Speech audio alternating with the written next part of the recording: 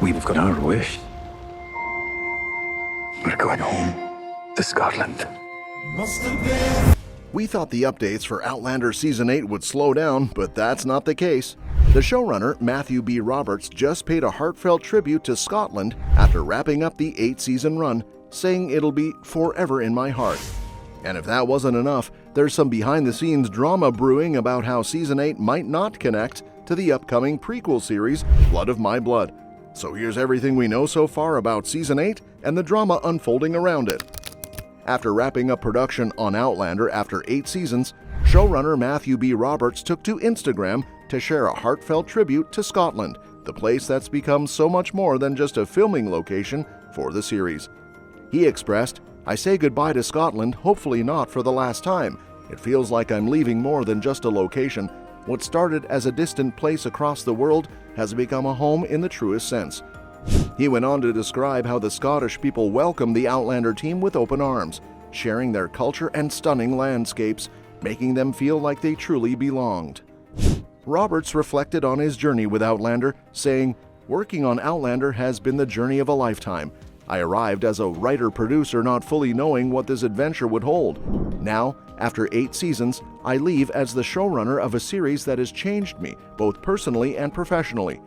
He also noted that Scotland has had a significant impact on him, shaping both the show's stories and who he is today. Even though this chapter of Outlander is coming to an end, Robert assured his fans that Scotland will always have a special place in his heart.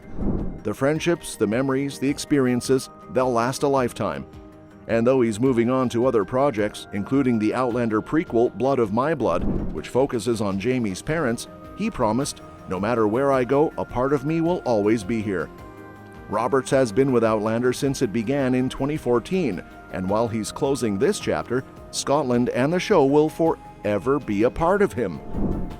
That said, before we dive into the drama surrounding Outlander's prequel series, let's take a moment to discuss what's going on with Season 8 of Outlander and why it can't afford to repeat some of the more frustrating trends of the past. As the show nears its end with the second half of Season 7 and Season 8, there's a lot of pressure on these final episodes to deliver a satisfying conclusion. But more importantly, the future of the Outlander franchise is at stake with the upcoming prequel, Outlander Blood of My Blood. To give the prequel the best chance at success, the final seasons of the original series need to avoid falling back on tired tropes.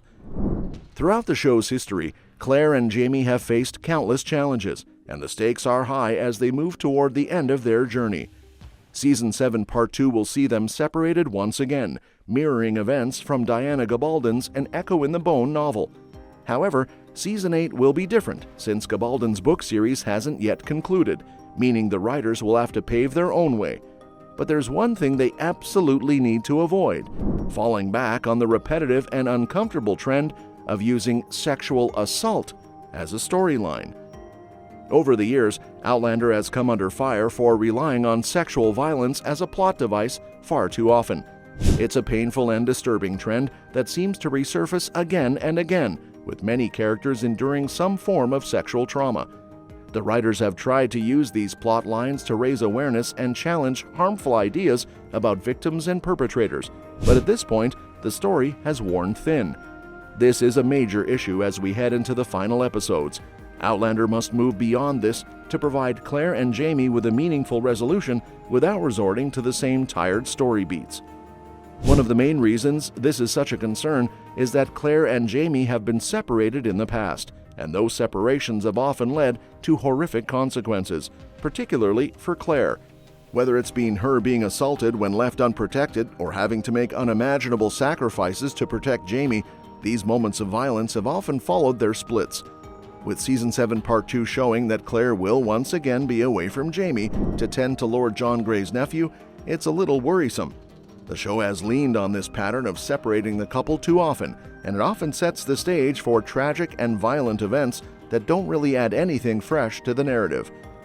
If Outlander continues down this path, it risks damaging the legacy of the show just as it's nearing its end. But it's not just about the end of Outlander. It also impacts the future of the franchise. The success of Outlander Blood of My Blood, the prequel series that explores Jamie's parents' love story, hinges on the tone and storytelling choices made in these final seasons. If Outlander ends with a heavy reliance on these troubling themes, it could send the wrong message to audiences about what to expect from the prequel. The good news is that the prequel series has a chance to carve out its own identity and distance itself from the repetitive storylines that have plagued the original show. But for that to happen, Outlander needs to wrap up its story without relying on sexual violence as a central conflict. The final episodes need to give fans a taste of what's to come in Blood of My Blood, not just in terms of story, but in tone as well.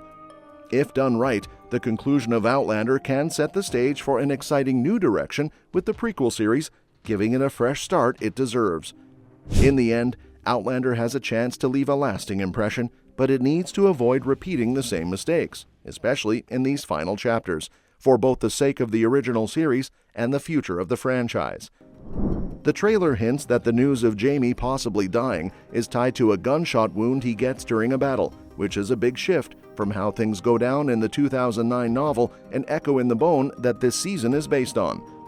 In the book, Jamie is thought to be lost at sea, not injured by a specific wound. He survives in the novel, but the way it's playing out on the show raises questions about what's really going to happen to him. There's definitely room for surprises, especially since the show is known for throwing in unexpected twists. Now, since Sam Heughan is already back filming for Season 8, which wrapped up principal photography in September, it's pretty safe to assume Jamie survives the season. But with Outlander's usual mix of drama and time travel, there's always a chance things could go in an unexpected direction. Whatever happens though, it looks like the second half of the season is going to be just as intense as ever, filled with emotional ups and downs that will hit both the characters and the viewers hard. If the explosive ending of Season 6 was anything to go by, the finale of Season 7 will definitely raise the stakes.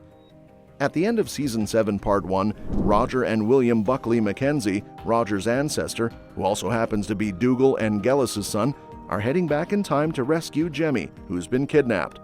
Up to now, time travel in Outlander has usually connected characters to 2 points in time about 200 years apart. But in the books, when Roger goes to find his son, he doesn't land in the same time as Claire and Jamie. Instead, he ends up meeting a younger Dougal Mackenzie long before his death. This seems likely to happen in Season 7 Part 2 as well, especially since we can see Dougal and Gillis in the trailer. Fans of these two characters will be thrilled to see them again, and diving into their past will help explain their tragic romance. Even if their appearances are just brief cameos, bringing them back is a great way to wrap up their storylines before the show finishes. And that's that for today's video. Thank you so much for watching today's video, and we will see you in our next video.